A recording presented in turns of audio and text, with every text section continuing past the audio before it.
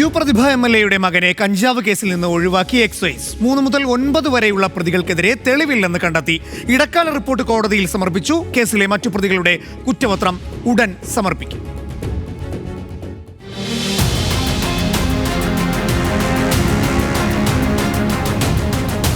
കഴിഞ്ഞ ഡിസംബർ 28-നാണ് ആലപ്പുഴ തകഴിയിൽ നിന്ന് യു പ്രതിഭ MLA മകൻ കനിവ് ഉൾപ്പെടെ 9 പേരെ കഞ്ചാവുമായി പിടികൂടുന്നത്. കേസിൽ 9ാം പ്രതിയായിരുന്നു MLA മകൻ കനിവ്. കഞ്ചാവ് കൈവശം വെച്ചതിനും പൊതുസ്ഥലത്ത് കഞ്ചാവ് ഉപയോഗിച്ചതിനുമാണ് കേസ് രജിസ്റ്റർ ചെയ്തത്. ജാമ്യം കിട്ടാവുന്ന വകുപ്പുകളായതിനാൽ പ്രതികളെ കുട്ടനാട് എക്സൈസ് CI ജയകുമാറിന്റെ നേതൃത്വത്തിലുള്ള സംഘം ജാമ്യത്തിൽ വിട്ടു. പിന്നാലെ മകനെതിരെ കേസെടുത്തത് വ്യാജ വാർത്തയെന്നായിരുന്നു യു പ്രതിഭ MLA സമൂഹ മാധ്യമത്തിലൂടെ പ്രതികരിച്ചത്.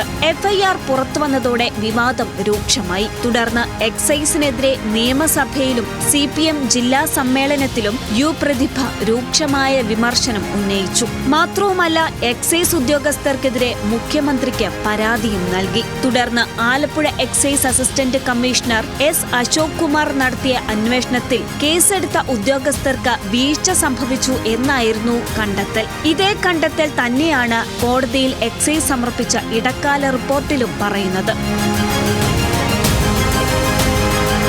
3 ഗ്രാം കഞ്ചാവും കഞ്ചാവ് ഉപയോഗിക്കുന്നതിനായി തയ്യാറാക്കിയ ബോംബ് എന്ന വസ്തുവും പിടിച്ചെടുത്തത് 1ഉം 2ഉം പ്രതികളിൽ നിന്നാണ്. മറ്റുള്ളവരെ പ്രതി ചേർക്കുന്നതിനുള്ള തെളിവുകൾ ലഭ്യമല്ല. പ്രതികളെ കസ്റ്റഡിയിലെടുത്തപ്പോൾ വൈദ്യപരിശോധനയ്ക്ക് വിധേയമാക്കിയിട്ടില്ല. ഇവർ കഞ്ചാവ് വലിക്കുന്നത് നേരിട്ട് കണ്ട സാക്ഷികളില്ല. അതിനാൽ 3 മുതൽ 9 വരെയുള്ള പ്രതികൾക്കെതിരെ കേസ് നിലനിൽക്കില്ലെന്നാണ് റിപ്പോർട്ടിൽ ഉള്ളത്. എക്സൈസ് നാർക്കോട്ടിക് സ്പെഷ്യൽ സ്ക്വാഡാണ് അമ്പലപ്പുഴ മജിസ്ട്രേറ്റ് കോടതിയിൽ റിപ്പോർട്ട് സമർപ്പിച്ചത്. വിവാദത്തിന് പിന്നാലെ കുട്ടനാട് എക്സൈസ് റേഞ്ചിൽ നിന്നും എക്സൈസ് നാർക്കോട്ടിക് സ്പെഷ്യൽ സ്ക്വാഡിലേക്ക് അന്വേഷണം മാറ്റിയിരുന്നു. കുറ്റപത്രം ഉടൻ സമർപ്പിക്കുമെന്നും അന്വേഷണ സംഘം അറിയിച്ചു. ന്യൂസ് മലയാളം, ആലപ്പുഴ.